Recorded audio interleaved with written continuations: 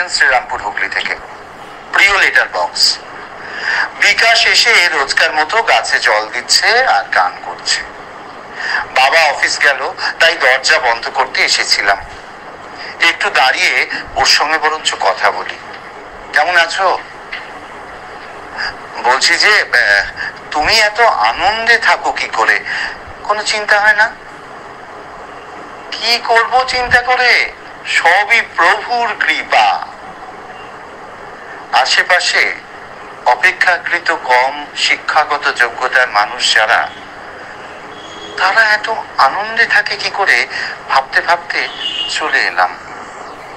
হঠাৎ ফোনটা বেজে উঠলো। যা শুনলাম আমি, তারপর আর কথা বলতে পারিনি।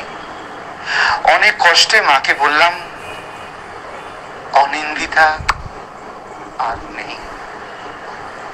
মা ফোন করে জেনে বলল যে পরীক্ষায় ভালো ফলাফল করতে পারিনি, তাই মন খারাপ করে বসে থাকতো।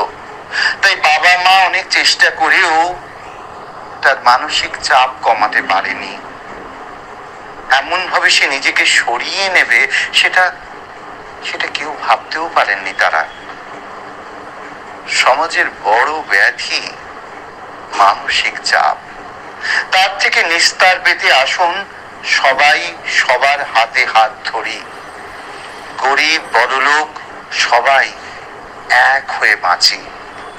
ধন্যবাদ জানিয়ে চিঠি শেষ করেছেন স্বপ্না ব্যানার্জি, 31 দে স্ট্রিট, শ্রীরামপুর, হুগলি। চিঠির পাতায়, মনের খাতায় এবারের বিষয় ছিল মানসিক চাপ।